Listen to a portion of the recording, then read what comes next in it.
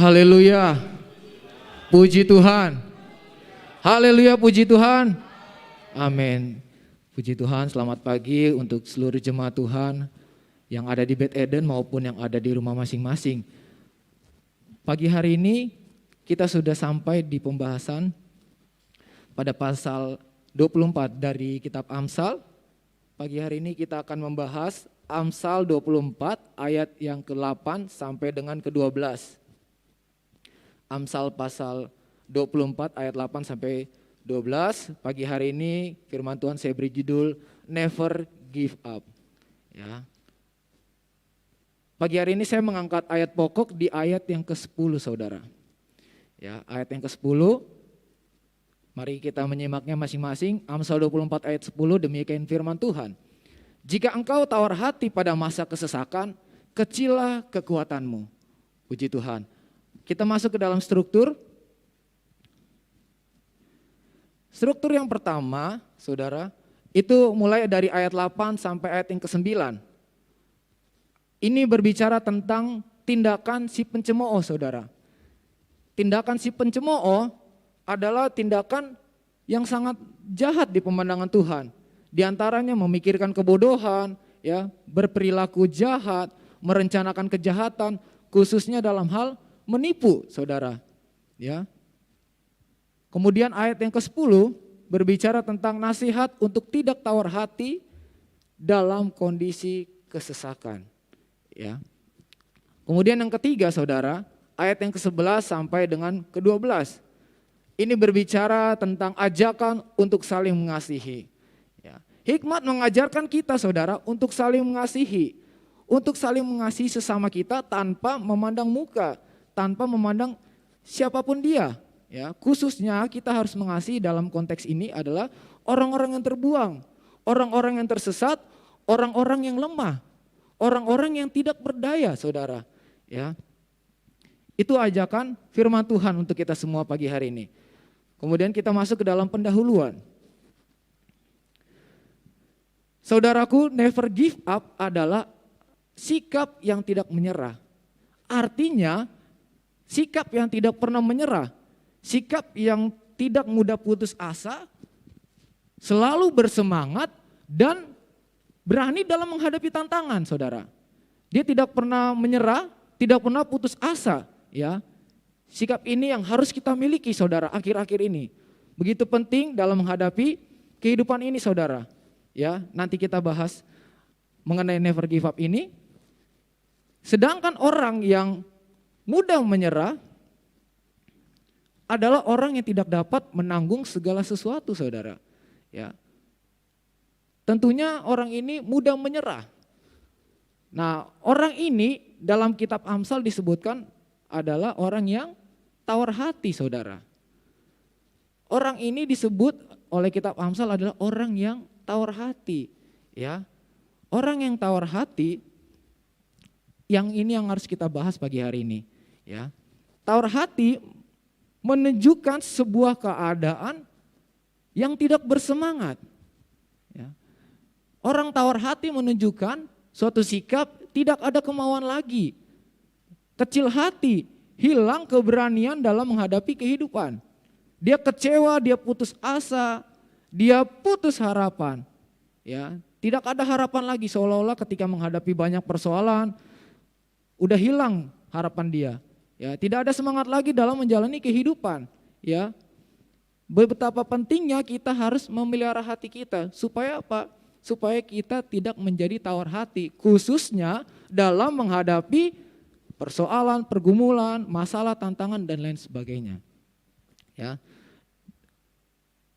Dalam Alkitab terjemahan bahasa Indonesia, menyamakan antara keadaan sikap tawar hati, kecut hati, dengan sikap hati yang lelah atau merasa jemu, saudara. Ya, beberapa terjemahan Alkitab menyamakan antara keadaan tawar hati, yaitu dengan keadaan kecut hati, sikap hati yang lelah, sikap hati yang merasa jemu, saudara. Ya, sikap tawar hati adalah suatu sikap yang apatis, saudara. Yaitu tidak ada motivasi, suatu sikap yang tidak ada antusiasnya, tidak ada gairahnya dia. Ya. Tidak ada sukacitanya. Kalau ada masalah dia murung, dia menyendiri, ya, tidak membuka diri, tidak ada motivasi, tidak ada antusiasnya. Ya. Bahkan sikap ini saudara, sikap ini dapat mencapai ke taraf selanjutnya, yaitu sikap yang frustasi saudara. Sikap frustasi ini adalah perasaan yang kecewa, sikap yang lambat akibat tidak tercapainya tujuan dia. Ya. Akibat tidak tercapainya tujuan tertentu yang dia ingin tuju. Ya. Semuanya ini saudara menunjukkan sikap atau keadaan yang sama sekali harus kita hindari. Ya. Suatu sikap yang tidak bersemangat, maka dari itu yang harus kita hindari saudara. Ya. Sedangkan arti dari kesesakan, biasanya kesesakan ini selalu berbicara tentang kesusahan, kesulitan, kesukaran, tantangan hidup, masalah, beban hidup. Ya. Ada kalanya saudara, kesesakan dan kesusahan itu datang kepada kita dalam hidup ini. Ya. Tanpa diundang masalah itu seringkali datang buat kita semua, siapapun dia. Baik itu hamba-hamba Tuhan maupun jemaat-jemaat Tuhan. Ya, seringkali masalah itu tanpa diundang dia datang sendiri saudara. Ya. Ayub pasal 7 ayat yang pertama sudah memberitahukan bahwa kehidupan kita ini penuh dengan pergumulan saudara. Hari-hari kehidupan kita selama kita masih hidup di bumi ini, harinya selalu bergumul saudara. Ya, demikian firman Tuhan Ayub pasal 7 ayat 1. Bukankah manusia harus bergumul di bumi dan hari-harinya seperti hari-hari orang upahan. Ya. Jadi sudah jelas bahwa setiap hari kita terus bergumul dalam kehidupan ini. Dalam 2 Timotius sudah menjelaskan bahwa kita yang hidup dari akhir zaman ini akan mengalami kesulitan saudara. Bahwa hari-hari ini akan menghadapi masa-masa yang sukar saudara. Hari-hari yang sulit. Dalam terjemahan lain mengatakan bahwa hari-hari yang sukar, hari-hari yang susah, hari-hari yang payah saudara. Ya. Nah, bagaimana dengan kita sebagai orang-orang yang percaya saudara? Orang-orang yang hidup benar di hadapan Tuhan. Orang yang percaya kepada Tuhan Yesus bukan berarti saudara hidupnya pasti akan berjalan dengan mulus saudara. Ya. Bukan berarti pula kehidupan kita penuh dengan berkat dan berkat. Ya. Penuh dengan kehidupan berkat yang melimpah. Ya. Justru kita sebagai orang benar, kita sebagai orang Kristen akan menghadapi banyak masalah. Sebab firman Tuhan sudah menulis bahwa kita kalau mengikut Tuhan, kita harus mengikul salib. Kita harus menyangkal diri dan mengikut Yesus. Dalam Matius 16 ayat 24, setiap orang yang mau mengikut aku, ia harus menyangkal dirinya, memikul salib dan mengikut aku. Ya. Apabila kesengsaraan dan pencobaan, kemalangan, beban hidup terjadi dalam hidup orang benar, bedanya kita dengan orang dunia, kita akan bangkit kembali saudara. Kalau orang dunia biasanya kalau menghadapi masalah akan terus terpuruk. Ya. Karena mereka nggak tahu mendapat pertolongan dari siapa saudara.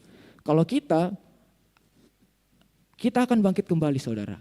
Firman Tuhan yang menguatkan kita, firman Tuhan yang menopang kita. Kasih karunia Allah yang mengangkat kita kembali saudara. Ketika kita dalam keadaan terpuruk, ketika kita mengalami kesusahan, firman Allah yang menopang kehidupan kita. Ya. Perasaan ingin menyerah seringkali menghampiri orang yang sedang mengalami masalah. Ya, tidak terkecuali orang-orang percaya saudara. Perasaan ini biasanya disertai dengan sikap yang pesimis. Keluhan, bersungut-sungut, bahkan ada keinginan untuk mundur secara teratur. Lebih fatalnya kalau kita menghadapi masalah, kita menjauh dari Tuhan. Kita mundur dari Tuhan. Itu lebih fatal saudara. Udah jatuh, tertimpa tangga. Saya bisa katakan demikian. Ya, sebab kita nggak tahu mendapat pertolongan dari siapa kalau kita menjauh dari Tuhan. Ya. Masalah adalah bagian dari kehidupan manusia saudara, tidak terkecuali. Jadi dalam penderitaan, dalam masalah kita belajar tentang Tuhan yang tidak dapat kita pelajari. Ya. Kita melihat contohnya yaitu Paulus saudara. Paulus dalam 2 Korintus 4 ayat 8 sampai dengan ke-9 mengatakan demikian. Dalam segala hal kami ditindas namun tidak terjepit. Kami habis akal namun tidak putus asa. Kami dianiaya namun tidak ditinggalkan sendirian. Kami dihempaskan namun tidak binasa. Ya. Begitu luar biasanya Paulus dalam pengorbanannya, dalam perjuangannya, dalam pelayanannya pada saat itu saudara. Tetapi firman Tuhan menegaskan bahwa Dia Allah Immanuel. Dia Allah yang tidak meninggalkan kita sendirian. Ya, perasaan ingin menyerah seringkali menghampiri orang yang sedang menghadapi persoalan, beban hidup. Ya, tidak terkecuali siapapun dia. Perasaan ini biasanya disertai dengan sikap pesimis, putus asa, keluhan, bersungut-sungut. Ya, tadi udah saya bahas bahwa kalau kita sudah menghadapi masalah, lalu kita menjauh dari Tuhan, maka kita akan makin terpuruk kehidupan kita. Ya, masalah adalah bagian dari kehidupan manusia tanpa terkecuali. Ya, dari penderitaan kita belajar tentang Tuhan yang tidak dapat kita pelajari dengan cara lain. Apa sikap kita saudara dalam kita menghadapi persoalan, tantangan, kehidupan di tengah-tengah kesesakan ini? Yang pertama saudara, dengan jelas firman Tuhan mengatakan jangan tawar hati. Ya. Dalam Yosua 1 ayat 9 mengatakan bahwa bukankah telah kuperintahkan kepadamu, kuatkan dan teguhkanlah hatimu, janganlah kecut dan tawar hati, sebab Tuhan Allahmu menyertai engkau kemanapun engkau pergi. Tuhan telah memerintahkan Yosua ketika ia memimpin bangsa Israel, supaya jangan kecut hati, supaya jangan tawar hati dalam menghadapi berbagai musuh yang akan dihadapi ke depannya. Ya. Saya yakin percaya saudara, apapun masalah yang saudara hadapi hari ini, saat ini, Tuhan yang menyertai Yosua, Tuhan juga yang akan menyertai kehidupan kita. Ya, Tuhan yang menyertai Yosua akan menyertai saudara juga. Jadi nggak usah takut saudara, nggak usah tawar hati. Ada jaminan dari firman Tuhan yang menyertai kita. Yang kedua saudara, adalah percaya bahwa rencana Tuhan pasti baik bagi setiap kehidupan kita. Yeremia 29 ayat 11, kita tahu ayat ini bersama bahwa rancangan-rancangan Tuhan itu mendatangkan damai sejahtera, bukan rancangan kecelakaan yang memberikan kehidupan bagi setiap kita, penuh dengan harapan.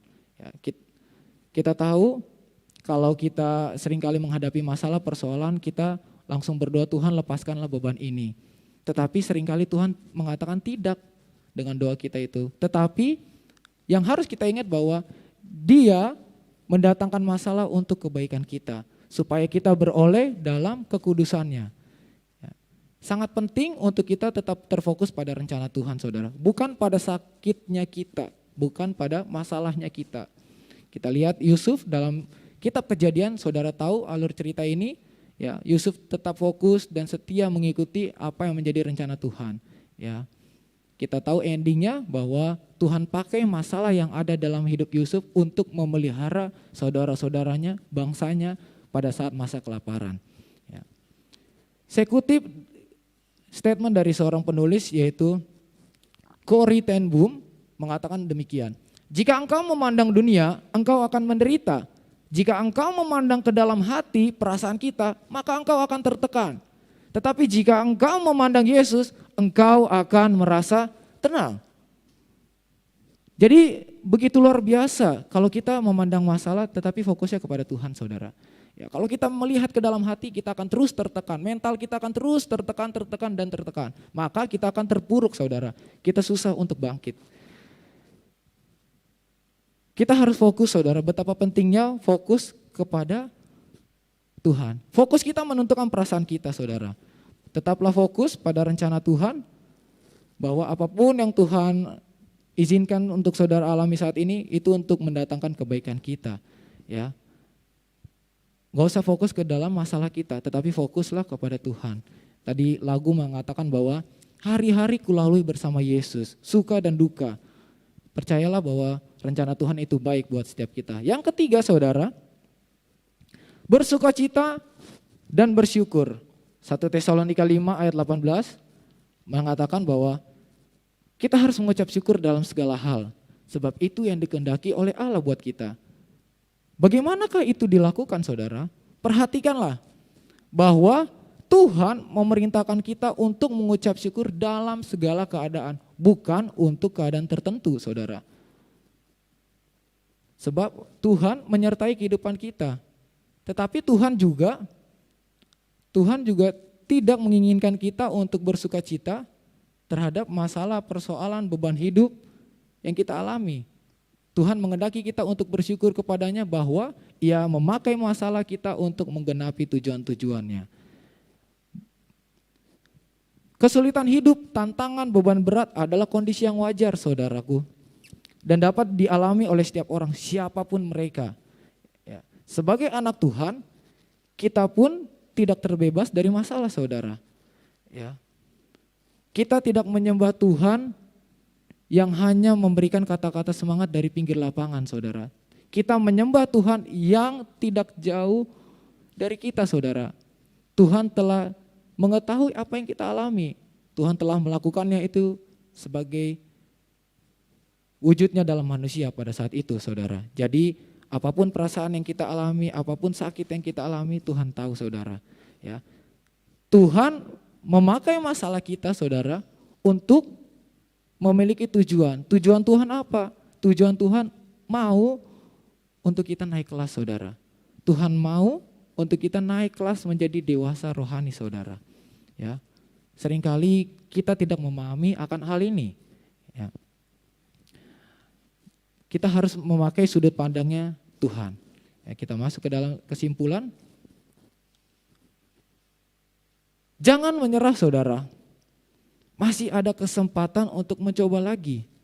Teruslah berjuang dengan kekuatan yang Tuhan berikan. Karena di dalam Tuhan selalu ada harapan buat kita. Mari kita datang kepada Tuhan, jangan kita fokus kepada kekuatan kita, saudara. Kalau menghadapi masalah, jangan kita fokus kepada diri kita. Jangan meminta pertolongan kepada orang lain. Datanglah kepada Tuhan, datanglah kepada Dia yang mampu menolong dan mampu menjawab persoalan kita. Ya.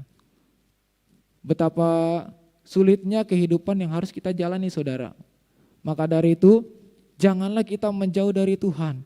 Janganlah kita menjauhkan diri dari firman Tuhan. Teruslah mendekat kepadanya supaya kita tetap mempunyai kekuatan di dalam Dia. Saya akan tutup dengan satu statement dari seorang penulis juga, saudara. Johnny Erickson Tada mengatakan begini. Ketika hidup berbunga-bunga, kita dapat meluncur begitu saja dengan hanya mengetahui tentang Yesus. Menirunya, mengutip perkataannya, dan berbicara tentang Dia. Tetapi hanya dalam penderitaanlah kita mengenal Yesus. Betapa pentingnya kita terus tetap terfokus, saudara, dalam menghadapi setiap masalah persoalan yang kita hadapi. Memandanglah kepada Tuhan, teruslah mendekat kepadanya ketika kita menghadapi persoalan tantangan hidup. Ya. Begitu banyak orang yang menjadi pahit hati, kecewa, bahkan tidak sedikit orang yang meninggalkan Tuhan ketika dia menghadapi persoalan. Ya. Maka dari itu, saudara, nasihat firman Tuhan pagi hari ini untuk kita, jangan tawar hati, tetaplah bersuka cita dalam menghadapi setiap persoalan, tantangan yang kita hadapi. Ya. Percayalah bahwa apapun masalah persoalan yang kita hadapi, itu adalah rencana Tuhan yang terbaik buat kehidupan kita. Jangan kita menilai masalah dari sudut pandang kita, saudara. Tetapi nilailah masalah dari sudut pandangnya Tuhan. Berkatalah bahwa Tuhan, apa yang Engkau ingin aku pelajari pada saat ini? Apa yang ingin Engkau pelajari? Apa yang ingin pelajari buat aku tuh ketika kita menghadapi masalah? Ada sebuah makna penting yang Tuhan ingin ajarkan buat kita di tengah-tengah masalah yang kita hadapi. Puji Tuhan.